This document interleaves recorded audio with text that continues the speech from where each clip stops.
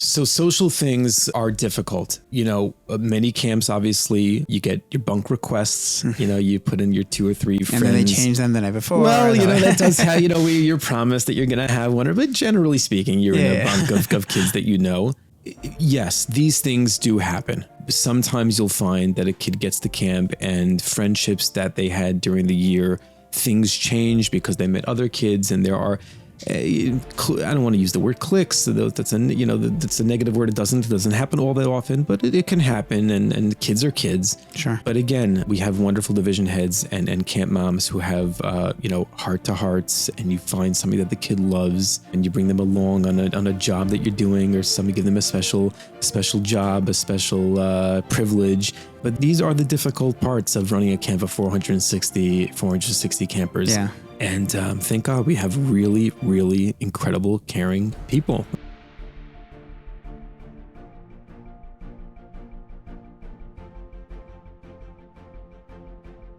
Welcome back to the Jews Next Door, where we are all about raising the next generation of passionate and committed Jews. My name is Rabbi Natan Farber.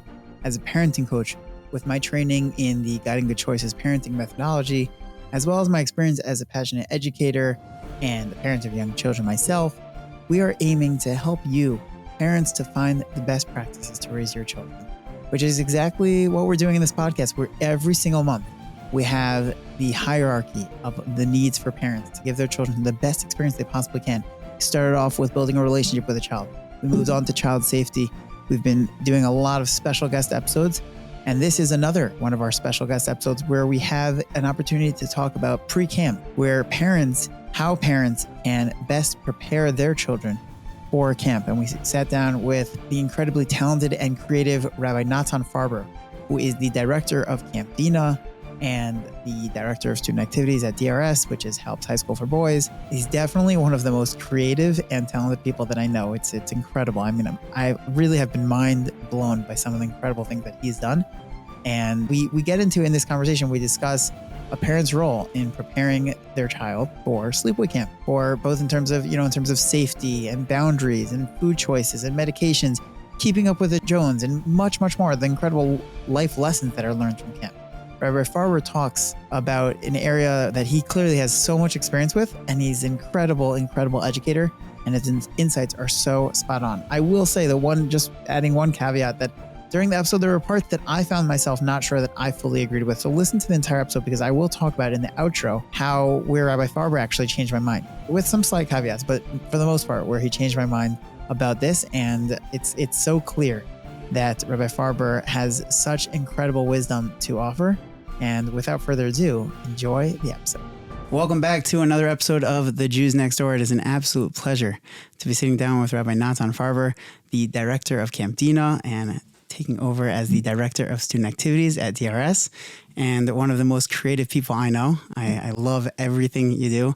I hope we get back the DAF style DAF soon at some point. I know you're very, very busy, but really everything you do is incredible, and it's really such a pleasure. I know we're literally right before camp, and I am amazed that you have the ability to take the time, and really, thank you so much. Thank you so much, Yair. I'm a huge admirer of all of your work, and as you said, I'm leaving to camp in a couple of days, so I'm already in camp mode, so apologize for the polo shirt and not dressing up, but come or, be ready or not, here we come. No need to apologize. But okay, so this is a camp episode. So I guess we'll just dive right into the beginning of, first things first, how does a parent know when their child is ready for sleepaway camp? So it's a great question. And I think a lot of the questions I'm going to answer with not specifically a direct answer. I'm going to say more that camp is sort of there for the kids to kind of learn on the job. So you speak about, what does a kid need to be ready, or how do you know that a kid is ready? First of all, if the kid's asking for it, he's ready. If he wants to go, he's ready. Don't overthink whether or not your kid is ready. There is no child in the world who is absolutely self-sufficient enough to go and spend 2 months totally on their own. There's a little bit of learning on the job. I wouldn't force a kid to go if they weren't ready. How much would you push? It's not something I would push very, very much. Okay. I think you have to know your child in terms of their ability to be fairly self-sufficient. I don't mean folding their clothes. I don't mean doing their own laundry. but a basic self-sufficiency in terms of a certain maturity, a certain respect for others, but certainly not something that should be forced. I remember I went to camp after 3rd grade, but after 4th grade, after 5th grade even, certainly is not too late. There's no right time to start sending a kid to sleepaway camp.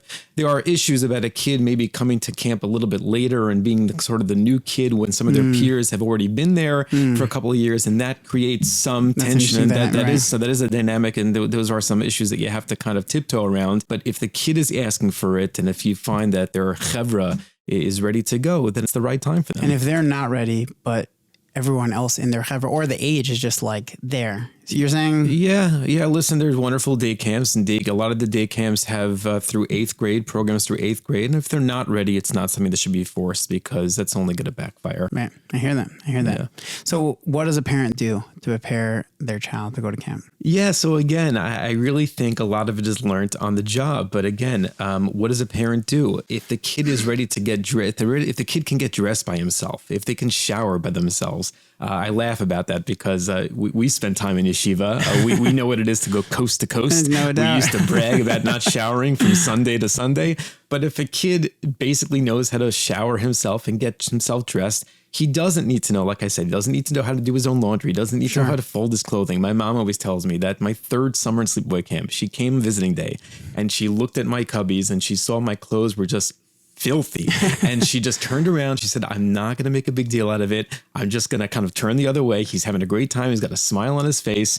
And so, there is no kid that is perfectly set up to be self-sufficiently, self-independent. And again, I don't think that you should be sitting down your child and giving him these tools of the trade or a whole long speech about here's what you should and shouldn't do. Let him learn, because the last question on the list is, what's your final message? And my final message is that camp is a experience where kids start to learn to be self-sufficient and to learn to be independent. So it's not something that you need to sit your... Would you say that's like the goal of camp? I don't know that I don't know that it's the goal. I think it's a goal. I think it's definitely a goal. It's certainly one of the great benefits, and it's certainly one of the great things that kids learn is to be independent. I'm reminded that David Bashevkin, one of our colleagues and your fellow podcaster, had Richie Hagler on recently. Richie was the former executive director of HALB, where I am very lucky to work. And Richie and David were discussing tuition assistance. And Richie said that camp is not a luxury. Camp is a necessity. So it's interesting. Do you agree with that? I absolutely agree with that. I absolutely agree with that. Camp is not a luxury. Now, again, where do you send your kids to camp? And I don't want to start getting into which camps are more expensive and which are not. That's a whole separate conversation. But camp is not a luxury. Camp is a necessity. It's interesting. It used to be. It used to be more of a luxury. I feel like it's changed over the years. It may have changed, but I think that the lessons that these kids learn in sleepaway camp and the growth that they have outside of the classroom in that type of environment is so important. I have been in camp since I've been going to camp. I have never not been in camp or a sleepaway or a summer program in my life. Every summer of my life has been spent on some summer program. That's a real stat. Not a single summer. I can go on for hours, the lessons that I've learned. And I've been in many, many different camps, and I've had the experience. I'm not a one camp person. I haven't been to Morashah my entire life. I'm a Masorah lifer. I spread the gamut from Camp Manavu, Morashah, Masorah, now Camp Dina. Picking up little lessons on the, over time and on the way, and learning from all kinds of different people. And that's the other great benefit of sleepaway camp, is just learning from so many other people and meeting so many different personalities and being introduced to kids that you don't spend time with, and kids from out of town who have a different temperament than the kids that you're used to. So there's so many important things. On your point about like the fact that kids have this ability to shine in such a different way. I remember seeing one of my students who I had in the classroom, and then we went to the same summer camp together, and seeing a student who maybe sometimes struggled a little bit in the classroom, or, school wasn't their thing. And then they went, and in camp, they were like this rock star. Rock star. And I was like, who Life are of the you? party. It's like Yeah. you are a completely different person. And it was amazing to see them come alive like that. It's incredible. We all love our parents, and happy Father's Day. Yeah. Happy Father's Day We to you love too. our parents, but when we are That's not, just so you know, by the way, how soon before camp this episode is being recorded. my car was packed today. So Oh, wow. we're going up, my wife and I are going up tomorrow to move in. That's nice. We love our parents. We love our family. But sometimes the opportunity to be away from the parents and away 100%. from the family, you can be a different person. There's a reason the Israel experience is There's no question. so There's no impactful. question. Yeah. And just to blossom and to learn something about yourself and to develop, not only develop certain talents, but there are innate talents in you that you 100%. don't let yourself come out in front of your parents, in front of your siblings, and you're the next color war captain, the next thing you know. So and true. it's Yeah. It's very true. so very important. So, and in terms of, that's interesting because like on that topic of like being away from parents. So how do parents, is there something that parents should be doing to prepare their child? I know what you're saying in terms of it's on the job, but there's certain things about a child's anxiety and their, own emotions in terms of what a parent should be doing to prepare their child to be away from them. If let's say especially for a camper who it's the first night, but even for campers who it's third or fourth summer, that first little bit of going away, it still, feels a little bit. Yeah, there's definitely a certain anxiety that comes with going to camp for the first time. Like I said, I'm a camp lifer. But the first night before my first night of sleepaway camp, I vomited and I really? all over the place. My father had to drive me up the next day. Oh, So wow. take it from somebody who had tremendous anxiety, and now many years later, a former color war general, There many you times go. over. But I don't remember my father sitting me down or my parents sitting me down and having this, this deep conversation about kind of setting me up necessarily. I don't know that necessarily. You want to talk about safety. You want to talk about, responsibility. Sure. I really do feel a lot of this stuff is learnt on their own. Yeah. One of the questions here is talking about boundaries. Yeah. And the boundaries that, respecting others' boundaries, respecting the space of the person sleeping on top of you Sure. and sleeping next to you. Or in the shower. Or in the shower. Urinals, bathroom stalls, Sure. whatever it is, Kids are resilient. Kids learn on their own. They figure it out. And my experience has been that let it happen. Mm-hmm. When a kid is ready to go to sleepaway camp, they're ready and they'll learn gonna that. learn They'll right learn away. that. Right. They're in a bunk. You think about the fact that you're putting 22 third, fourth graders in a bunk. I mean, what It sounds crazy. It sounds crazy. Right. It sounds like it's going to be apocalypse, but it's not. Right. It's not, because they figure it out. Are there things that you're doing in camp to, let's say, take those, especially first timers, and help them? I mean, I know there's camp moms and there's, the heads of campuses and everything, the division heads. Like, what types of things are you doing to help them? So I was going to say, as you just mentioned, we have so many levels and layers of supervision. Right. Every bunk has 2 or 3 counselors, 2 or 3 division heads, a camp mom, 2 head counselors. I have the most incredible head counselors in Camp Dina, the most know, they're wonderful, the best. caring They're the staff. best. Incredible shout out to Mrs. Taylor, Mrs. Rosenberg. They're just wonderful and they're caring. And this is a message to all the parents out there. We care about your children. I say this every year at orientation. Every child is somebody's child. Think about, they are your child. They are somebody else's child. We have to treat them as if they are our children. That goes for the paying campers. That's the staff campers. The staff campers. That's if you've been in camp, the staff campers. I You know know. what the staff campers are always shoved to the side. But that's my son. That's Yeah. my son. But the staff, everybody is somebody's child, and everybody deserves to be cared for and looked after. And yes, certainly we find a division head who maybe is more in touch with those sensitivities for the younger divisions. Mm-hmm. The older divisions are somebody that's a little bit more maybe lively and a little bit, Sure. just a little bit different personality. And, a lot of camps will have the camp mom help the younger kids unpack and move into Yeah. their cubbies, Sure. whereas the older girls are kind of unpacking themselves. So yes, the camp is definitely doing what they. The camps that I was in, we had to do it like the day before. The day before, you would open up their Exactly. their stuff and Unpack for them. They and get there, unpack it's like, for them. oh, good. Right, and the better the parent is at packing in those bags Yeah. and the labels, the Big better it is for difference. us. So we're certainly doing what we can to help set them up, and we're sensitive to that. But I really think kids learn on the job, and they're resilient. They learn quickly. Like I said, 22 kids in a bunk, you'd think it'd be a zoo, Right. but it's not. It's true. They get there, they learn it, they figure it out. And by and large, they have a wonderful, wonderful time. They really grow. It's true. It's true. One of the things I imagine is probably less, maybe more challenging, let's say, for them to learn on the job, unless if they've somewhat been prepared, is how to deal with, let's say, some inappropriate touch or inappropriate behavior in a way, meaning just that they understand that there are boundaries, there are red flags, right? I mean, I remember it brings me back to an episode that I did with my previous podcast, Education, where Debbie Fox was talking all about how her child was in a yeshiva and someone came over and was like trying to like get something started in an inappropriate way.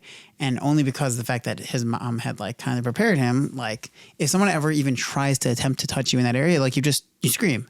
And he literally screamed and like woke up everyone in the dorms and like obviously got that taken care of. So like, I feel like in a way, unless if a child knows like, wait, like I need to take care of my body and protect my body in a way. No, what do you think? I'm curious. If you're looking for a great way to have some good, clean, kosher fun with your children through the powerful effect of music, look no further because J Karaoke is here. J Karaoke gives one and all the platform to belt out their favorite tunes from a library of thousands of Jewish songs, hundreds of artists, and genres across multiple decades of incredible Jewish music. Personally, I know that I love singing. I love it. I love karaoke, but I was really never able to get into it because it wasn't the Jewish songs. And that's where J Karaoke comes in with their huge selection. From the latest hits to the classics, they even have nursery rhymes for your little ones. And with features like key changes to help you sing, to make you more comfortable as you're singing, and speeding it up or slowing down the song, they have really thought of everything. To enjoy Jewish karaoke your way, all you need to do is head to jkaraoke.com. Choose a subscription that fits for you. And to make it even more fun, you could purchase their state-of-art karaoke kit, which gives you the feeling as if you are today's top singer. You can insert whoever you feel it is. Connect your kit to any device, like it could be a laptop, computer, a tablet, whatever it is, and you plug in your speaker, plug in your J Karaoke microphone, and you sing away. It's as easy as that. That's all it is, and it's really fun. I checked out their website. Really looks amazing. They have an incredible amount of song selection. Anything you want. They got Thank You Hashem. They got Mordechai Shapiro. They really got it all. You can subscribe monthly for just $4.99 a month, yearly for $49.99, and we have a special deal here for you. For any of our listeners, if you use the code Jews Next Door, DOR, you get an additional 10% off. And if you don't want your children to be using a device with internet, J Karaoke's got you covered. You can download the app onto your desktop. Once you have it up, turn off the internet, let them sing all day long without the internet. Check out J Karaoke today and let the fun begin. You recently had a series on Child safety. Wow, child safety. I am holding. I'm following. And I would urge your listeners to listen to that series. As a camp director and having been in camps for a long, long time, these are rare occurrences. It's not something that I want to spend too much time on, not because I don't think it's important, because I think that, again, by and large, kids are really safe and hire people who are caring and loving in the appropriate way. And we take very seriously who we hire, and we vet our people, and we have references for everybody. So I don't want to scare anybody out there. I think camp is a very, very safe place. And I would leave it to the professionals who spoke on your podcast a couple of weeks ago to speak about these kinds of things. But I think these are rare occurrences. You hear about them because when they happen, you hear about these things. But these are not things that are happening all the time. I think, I know that your children are safe. They're in a safe place. They're being watched after by the most incredible people. And I can say that for my camp, and I can say that for many of the camps that I've been privileged to go to, and so many of my colleagues who work in camps today. So it's not something that I would, be overly cautious and concerned about. They happen once in a blue moon. Yeah. Just to speak to your point, I remember when I was working it was in Camp Dina, we had a very intense during the staff training, everyone took it very seriously. And it was like, we had to take a real course and we had to really sign off and like really go through each and every single I will tell you the one thing that I will say about this is we also have, obviously, not only by law, we have to have this, a session on these kinds of issues where a professional comes in. But we also think it's important, even if it wasn't by law, it's important. And the fellow comes in and he says to the whole staff, if there's anybody here who has any time, and again, I don't really like to talk about these kinds of things, but if there's anybody in this room who has any issue with these kinds of things after the meeting, Rabbi Farber's office. You know where it is. Walk over to his office and say, this is something that I have an issue with. No hard feelings. Thank you very much. Right. You can take the next Make it clear. bus home Right. and leave. But again, our counselors are wonderful. Yeah. Our division heads are wonderful. We speak to a lot of people before we hire counselors, division heads. I speak to references before I hire a upper staff member. So we really, your daughters, your sons are in safe places, I have no really doubt. self-contained, safe places. No doubt, no doubt. So I guess we'll switch topic to get a little lighter. Sure. A little lighter. And again, I don't mean to downplay it. I'm not trying to 100%. shove it under the rug. I just think that, again, these are safe places. Sure. Yeah. So let's go to Shabbos food. What do you recommend in terms of Shabbos food? Well, what do you mean by that? I guess in terms of, first of all, do you guys allow packages? Okay. So Which I know is a big topic. I know it's a big topic. it is a big topic. We have a rule that no spouses can bring up Shabbos packages on the weekends. I'm aware of that rule. So all you spouses out there who are listening, Camp Dina does not allow you to take up the packages. And the reason for that is that we allow packages. Packages, do? Okay. Packages are great. Packages Are great. It's fun. It's a way for parent to connect and send a nice gift. And Sure. the kids are very excited by it. It is overwhelming for our office staff Oh my for gosh. the amount of I remember boxes it that so well. show It's up. the craziest thing. It's really, really wild. I know the FedEx and the UPS guys' names, we're personal friends by now. So we do allow packages, but we don't allow the weekend warriors visiting or whatever you call it. spouses. And the reason for that is we like to create a equal opportunity. Yeah, so I guess that's what I was wondering in terms of that. But I guess let's say someone who is getting packages Yeah. right before Shabbos, let's say, with candy, or even honestly right before Shabbos, but they're getting candy and so how do parents, or maybe not parents, but how do you in camp deal with or help prepare a child, or once they're dealing with it already, dealing with, let's say, feeling either they don't have as much as someone else, or they're feeling a little left out, or, do you recommend parents send up those types of things, or, Again, I do recommend that parents, not every day, it could be a weekly thing. It doesn't have to even be weekly. I like the idea of the packages.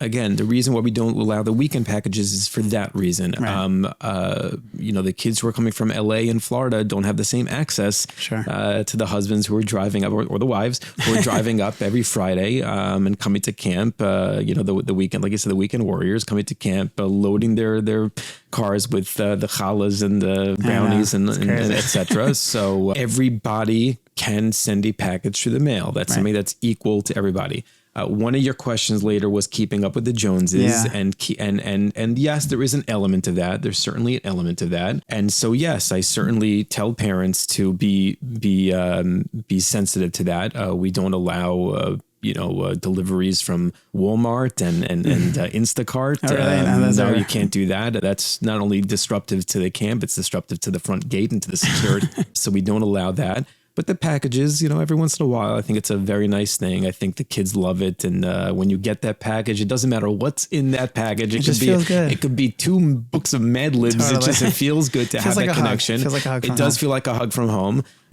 But my message to the parents is definitely to be sensitive to that, not to send too much, because yes, there are definitely kids in the bunk who don't have that same access, who don't have that same privilege, or who live out of town and things are a little bit different, or there's different expectations. Totally. Do you have phone calls in camp, like Friday phone calls? We don't have Friday phone calls. I worked at a camp that was a co-ed camp that had different rules for the boys and the girls. I don't want to make generalities, but we do find that sometimes the girls are more emotional than the boys with the Friday phone calls. We do not allow Friday phone calls. My first At all, not even. well, only the oldest campers. The oldest campers in camp have a privilege that they can get their phone on Friday. They can make the phone call because by then they've hopefully grown enough, they're mature enough to be able to have those phone calls without being disruptive. Again, the reason we don't have the phone calls is because it becomes very disruptive. Sure. Your daughters and your sons love you, but they don't want to call home. And it's not because they don't want to hear from you. It's because they don't want to hear from you. Right. They'd rather not have the distraction. Yeah. They know what a phone call means. We had my first summer as director was the COVID summer. We were one of the few camps. That's a crazy first summer. Oh my gosh. You know what? In certain ways, it was a great way to start. We had a little bit of smaller numbers, and we weren't going on trips. A little bit low, but the bar was set so low. Yeah. But that summer, because there was no visiting day, we did allow 2 call days. And It's those probably call days so disruptive. are disruptive. They are emotional. They're very difficult. And more often than not, I don't want to use the word complaint, but any emotion that you're hearing on the phone is generally sometimes is blown out of proportion by a child calling home, and that emotionally charged, I'm hearing mommy's voice for the first time in 3 weeks. More often than not, whatever issue is being brought up has already been dealt with or will be dealt with before mommy calls the office and starts, trying to figure out what actually happened. We're good. We know we're good. We're good at what we do. We have good people, and we get to the bottom of any issue that there is. And it is better for the kids' independence to not call home that often. That's why we have visiting day. We've had one call day. We've done that this summer. We're going back to no call days. We have an email system. You should know we have an email system that now limits you to 3 emails per week. Really? When I was a kid, you got a letter once every 2 or 3 weeks. 2 or 3 weeks, maybe. And now the emails, they're flying. And I think that I actually printed out an article that I saw last year. I don't know if you saw this article. It is fantastic.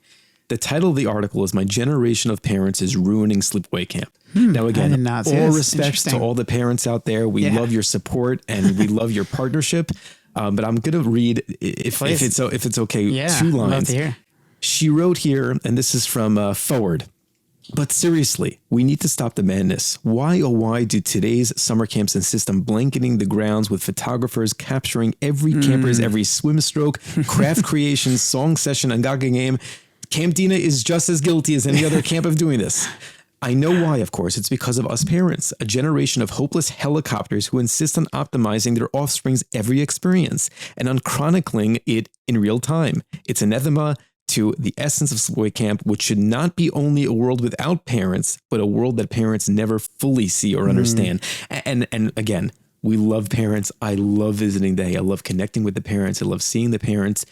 But as a director and the staff who's running camp, we need your trust that your kids are having a great time. If anything happens, you will hear from us. Yeah. But know that they are in a great, fun, warm, wholesome environment, having the time of their lives, learning life lessons. And yes, over time, for whatever reason, the photography has gotten out of hand, and the pictures have gotten out of hand. The amount of albums. What's that thing called where you can type in your child's name and see exactly what's that? Right. We don't have that. We don't have that technology, but there's a technology that sends you the kid's face. But I think that today's generation of parents, and I'm speaking to myself again, my kids are with me in camp, so I'm not in the same boat. But we have to take a step back sometimes and trust that. How do parents do that? I think what this article is saying is so true. But how do parents actually come to take that step back? It's not something that a camp director can answer. This is not a camp thing, as you well know. You're in education. This is something that we're seeing in schools too, and I think it's something that we have to collectively and.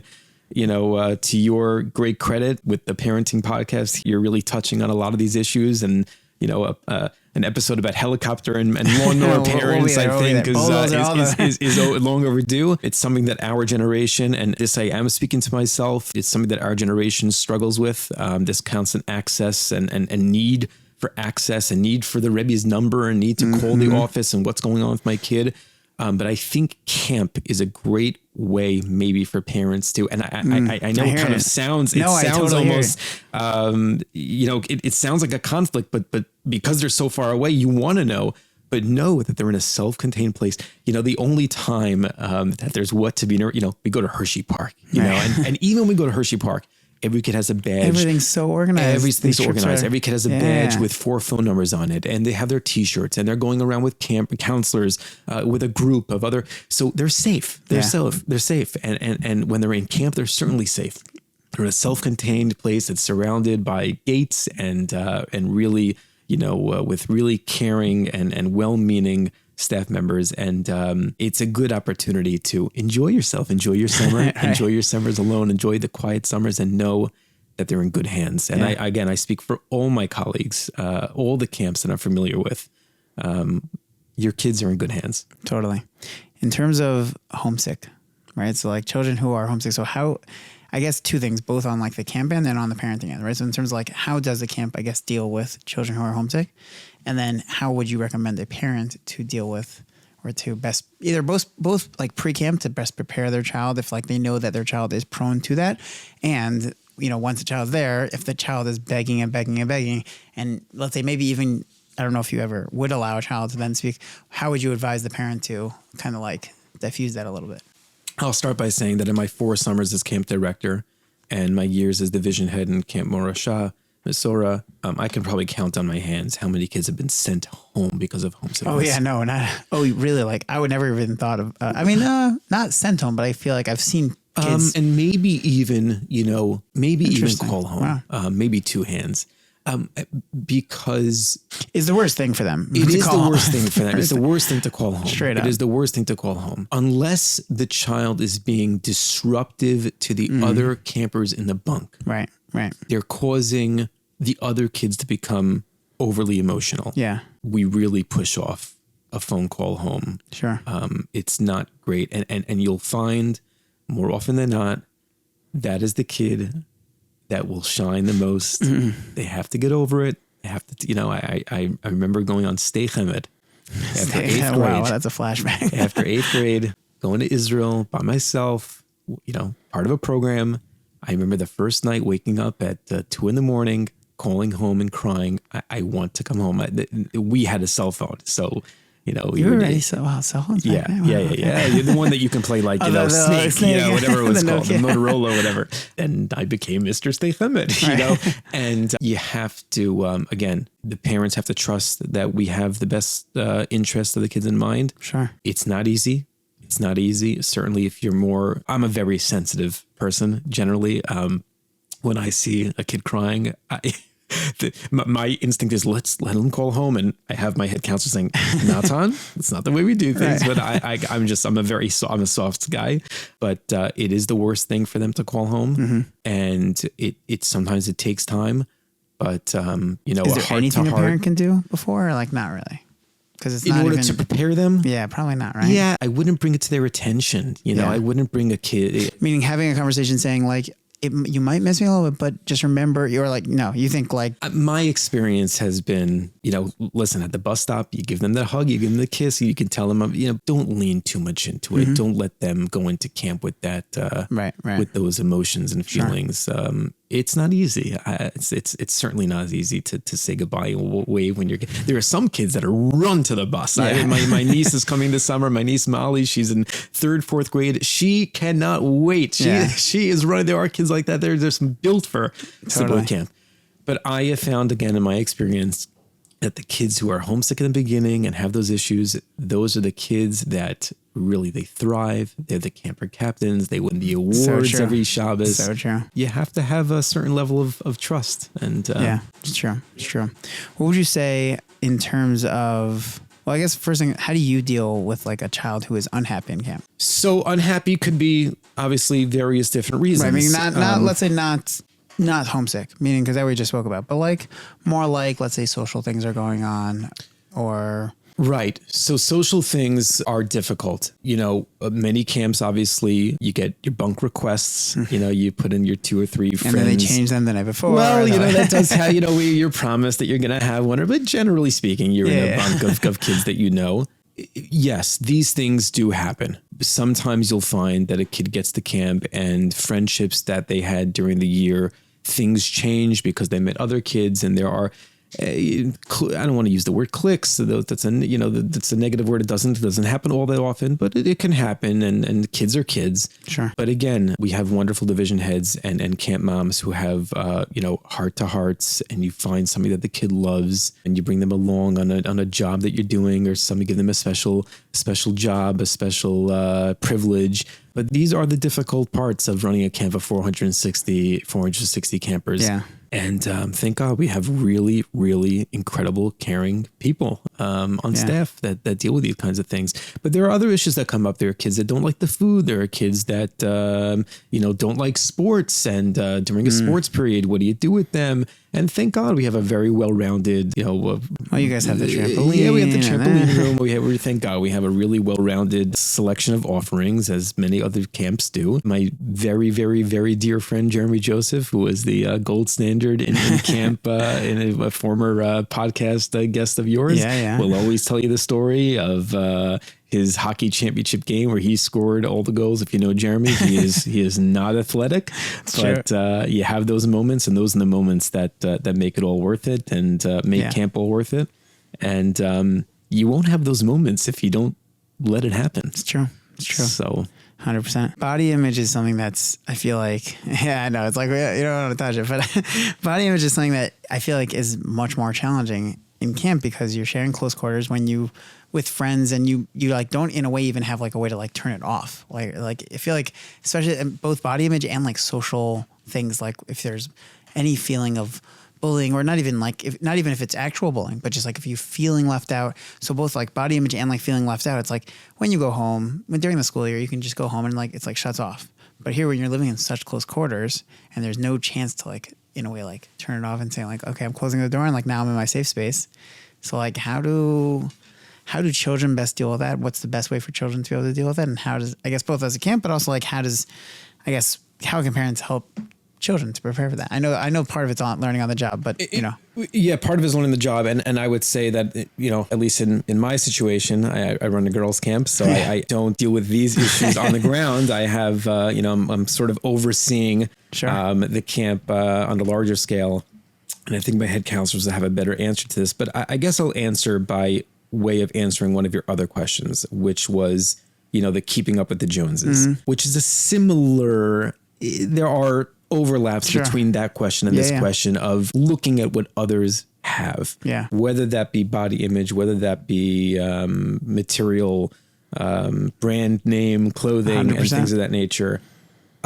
This is not a summer exclusive conversation. This is a conversation that we have to be having throughout the year. This is a school year-long growing up in the 21st century, being a 11, 12-year-old. And I think that the way that we have to approach these issues is to focus in on the personality and what the kid brings to the table, and to not focus on it's much easier said than done, but we have to highlight what a child brings to the bunk, to the classroom in terms of their personality, whether it be a sense of humor, whether it be a certain talent, whether it be the way that they bring other kids together, whether it be midos. We have to focus a lot more on that. Building them up to not help them, and then they won't feel those things. Right, because when you're proud of your midos and you're proud of the person that you are, the shape of your body and the types of clothes that you're wearing are secondary. So true. People who want their confidence, then it doesn't matter. Like the body, it really just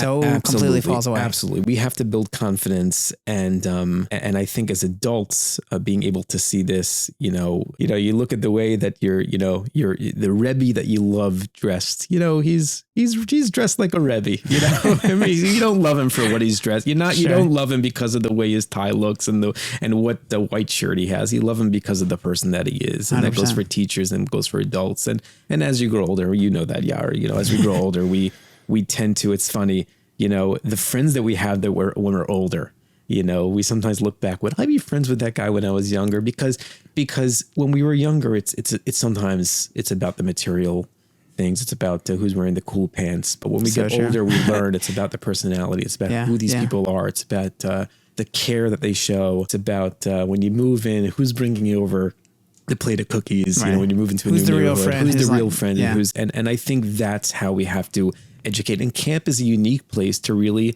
educate. And we have, and I stole this from my good friend Jeremy Joseph in Camp Marashah. We have these 7 weekly awards that Jeremy really launched, and we do the same thing in Dina. With Jeremy's permission, where each week we highlight a different midah, starting with the letters Camp Dina, C, A, M, P. A is aspiring and appreciation, and M is being mindful, and P is being positive. And midos is the absolute number one thing, the number one priority on my list of things that I want to have a kid walk away with is positive midos and being a good person. Yeah. And the more, like you said, the more confident you are in yourself, the more secondary those things So are. true. So true. I feel like that definitely applies for like the body image stuff. What about in terms of like the bullying, where not necessarily that there's actual, let's say, bullying going on, but it's more just like any types of social challenges when like whereas during the school year you can shut that off when you go to your safe space in your room, your home, whatever it is, and which I think is actually getting harder and harder with social media, because it's like it's so much more in your face than it was. But still, there is a point where you could shut off your phone. Here, you don't have phones, but it's like the person's sleeping next to you or the person's sleeping on top of you, even if they are your good friend. But things happen. So like, how do kids deal with that? Well, look, from a practical standpoint, we have zero tolerance policy for bullying. Right, of course. That's shut down right away. But I think it does lend itself to and does bleed into the conversation we were just having, because the more confident you are in yourself, the easier it will be to shut those down, and the better we are at creating that sense of being proud of who you are and focusing on others for who they are. Strengthen numbers in a bunk, and don't let the bully be the bully. Strengthen numbers. And if you have wonderful counselors who are creating that kind of atmosphere in the bunk, I'm talking to the counselors, create an atmosphere of no tolerance for that kind of stuff. We love spending time with each other because of who we are, because of what that girl brings to the bunk and what that girl brings to the bunk, and focus on the positives. I say this to my students all the time. Close your eyes and think about the 3 words that someone else would describe you as. And think about what those words are. And if they're not words like caring and funny and warm and inviting, and if they're words like, nasty, exclusive, right. Is that how you want to be known That's a nice and point. remembered? And I think it's a good activity is to close your eyes and think, how would people describe me? So we have to build kids up. We have to build confidence in them. I think camp is a unique place to be able to do that. And it's a big achrayas that we have. Totally. I saw a great clip from Gary Vee. If you're familiar with Gary Vee? Sure. So Gary Vee had this great clip where he was like talking to someone. He said, you want to help your child to be safe? Just build up their confidence. If you build up their confidence, everything else is going to, it's take care of itself. It's not easy. It is not easy to build the confidence of a 10, 11-year-old, but we have to be good role models. Sure. Yeah. And in terms of bullying, would you say that, meaning during the school year, a child knows who their safe people are, right? They know I can come home, I'll tell my parent, and, whatever, if there's something really going on, we'll take care of it. When they're away from home, who would you recommend parents to tell their child, okay, these are your safe people? I mean, obviously, in a way, there's a counselor or whatever, but are there other people that they should make sure to look for in camp that are their safe people? Yeah. The head counselors, the division heads certainly are, but the counselors are the frontline soldiers. Sure. That's really the best. We in Camp Dina do not release the bunks before camp. That's kind of Smart. a big, debate between different camps. And there's obviously pros and cons. This might be one of the cons is not having the counselors kind of call the bunks before the summer. But we have wonderful counselors. We really have really, really wonderful counselors year in and year out. Do you have like training that you do with counselors specifically training. on bullying? Oh, absolutely. Absolutely. Yeah. I mean, I can show you my orientation schedule. I have no doubt knowing you. It's very nicely graphically organized. It's colorful, it's for sure. But we definitely have several conversations. We do role playing with these kinds of issues. Absolutely. That's a primary focus, is certainly with the counselors. And look, I always joke that it's not a joke. I work at DRS during the year. I disciplining 14, 15-year-olds. And then only a couple months later, we are trusting those same 14, 15-year-olds and I'm disciplining to discipline others. But we do find that even these 14, 15-year-olds, when they get to camp, they also step up, and they also, not every counselor perfect by and large, they also step up and they also learn on the job. And what a wonderful experience camp is for 14, 15-year-olds to become camp counselors and be responsible. And yes, they're thrown into the lion's den right away, but they prove themselves year in and year out. And we're proud of our teenage camp, counselors. They grow a lot from the experience also. Totally. What would you say are the life lessons that, meaning you said before, it's not a luxury, it's a necessity. Yeah. And I feel like that comes down to really because of life lessons. So what would you say are those life lessons that are learned in camp? Yeah, the life lessons are, look, independence is certainly one of them. Sure. But I think not just developing your personality, but finding parts of your personality that you never knew you had. That's a big one in camp. That was a big one for me. I don't think my parents would have ever, when I was 6 or 7, ever imagined that I would have been the one up on top of the stage, Right. jumping up and down and leading the cheer at Color War. And I was definitely shy. I look back at videos when I was a 6-year-old at the Chumash play, and I was sitting there, and I didn't want to even walk up to the mic. And I attribute so much in my life to my experiences in camp. Wow. So that might be, I don't want to say I don't know if that's a life lesson, but that's it's a huge takeaway. That's the great benefit of summer camp. And I don't think that's something, I think that's even in school, and we're doing that better in school. And, school is camp and camp is school now. And, those lines are becoming very blurred for better or worse. Yeah. Which I feel like now you're going to have even more. Yeah. It's my job to create the camp part of school. Yeah. It's a good thing you're camp director. Yeah. And most of them are. That student activities director job didn't exist 40 years ago. So right? They say Rabbi Kamenetsky, my Rebbe and my boss, was like the first student activities director. Yeah. And he No certainly, surprise there. right. No surprise there. He certainly set a tone. But I think that's number one. Number two is branching out, and we spoke about this a little bit. We spoke about branching out and learning and seeing other kids. The lessons that you learn from a kid that comes from out of town, that just you're exposed to a different type of a kid. Yeah. Let's call a spade. You come from out of town. They're the best. It's the best. It's just Yeah. a different type of kid. It's a different life. They're not even a different type of kid, but they're just coming with different lifestyle or a different exposure to different people and to different communities. And outside of New York and New Jersey, it's just it's a slower lifestyle, and therefore there's just I don't know, like they automatically have like just better midos. Like it's just like yeah. Midos were just a certain way about them. 100%. And the friends that you meet, the camp friends that you have are friends for life. And you keep in touch with these people, and the lessons that you learn, those are certainly, but again, independence. Like I said, we've been speaking about that so much, about not needing to set your kids up for sleepaway camp. Let them learn it on their own. You find so much that kids they grow so much on their own, and they come back. Visiting day, you're like, who is this kid? He grew up so much. He got taller, but he's talking differently, and his whole demeanor is different.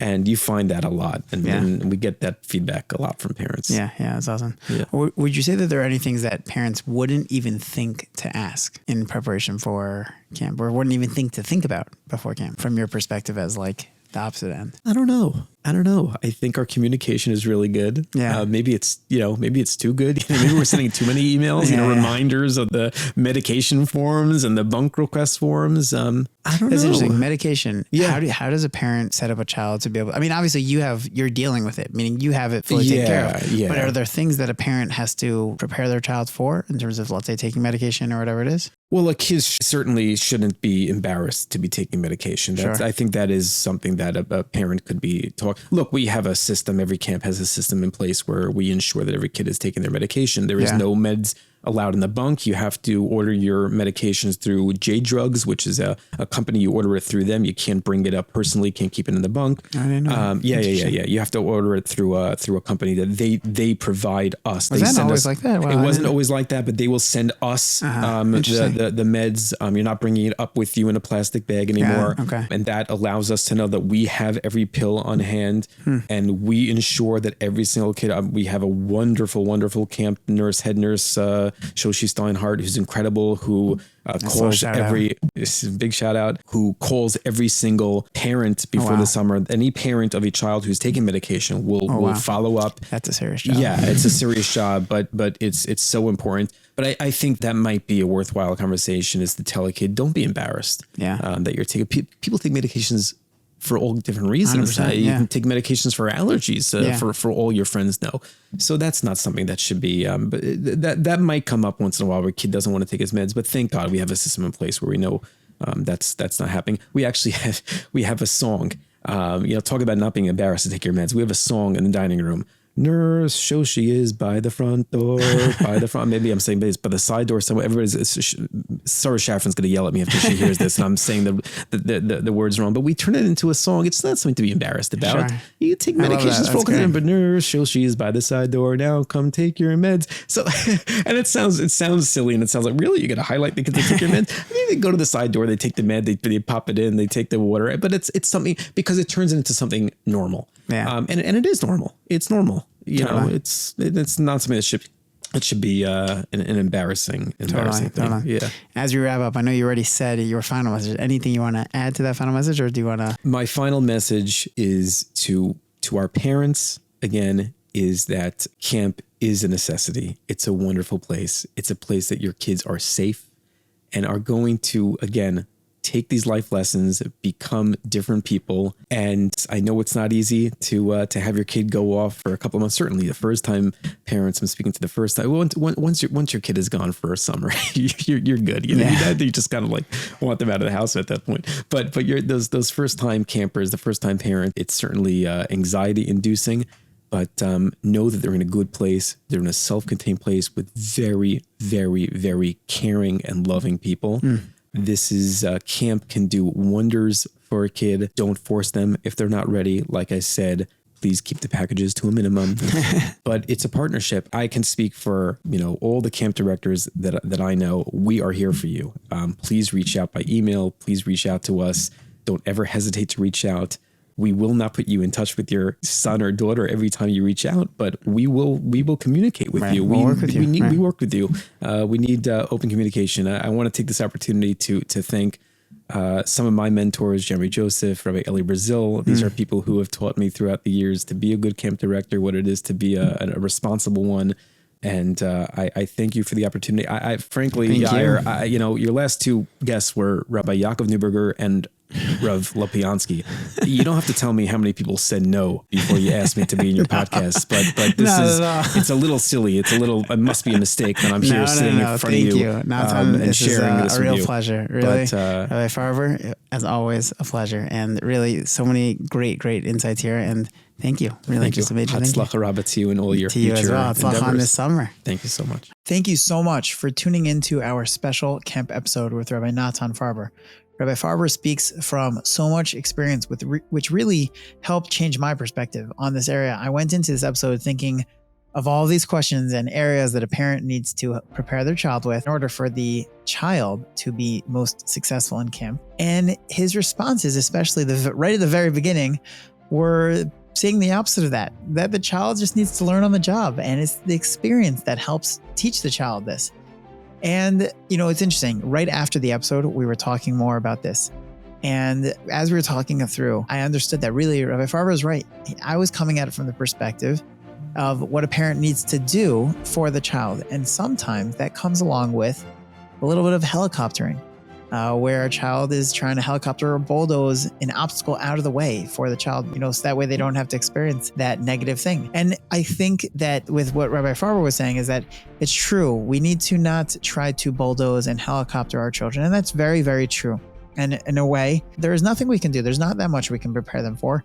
They have to experience it the way that any other child is going to experience it, the way that we experienced it as going through to camp when we were younger. With one caveat, I would just say that I think there is a little bit of a difference between helicoptering or bulldozing to remove an obstacle once the child is experiencing it and preparing a child so that they are best equipped to experience it. At the same time, there's only so much a parent can prepare a child for, except for, I would say, with safety. With safety, knowing the signs of a dangerous person and boundaries that someone else should not be crossing with them or even the other way around, the child does need to know certain of these things. But as Rabbi Farber mentioned, these things are not super common, right? And that's true. At the same time, we don't play with fire, so it's a little bit of both. And therefore, I think that, yes, we should definitely be a little bit preparing our children for some of these things, but certainly some of these things we have to kind of let go and let our children live. And that is an important message that Rabbi Farber was bringing out. And there was one thing that I think that actually we didn't talk about so much, which was the ability to help our children to be prepared for social situations, or navigating friends, or meeting new friends, or just becoming friends with people, or having deep meaningful conversations, DMCs with people.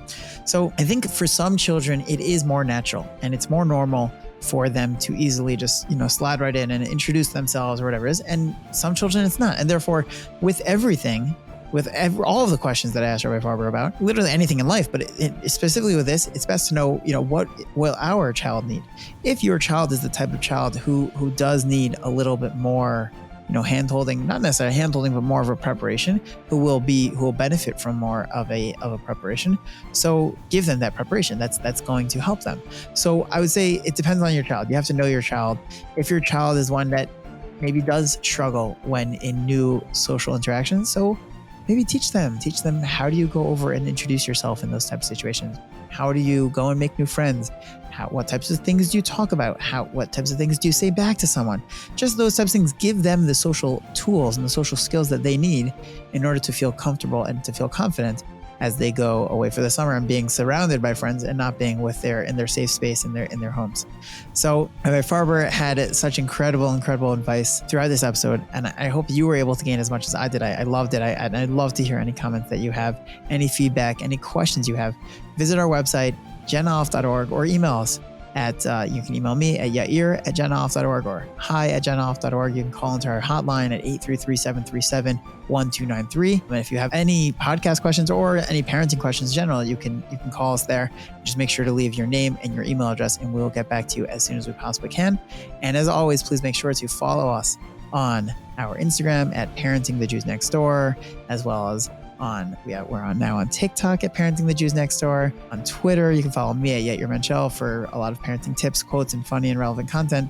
And we will be coming back with another amazing episode next week. More parenting advice coming your way as we raise the Jews Next Door together.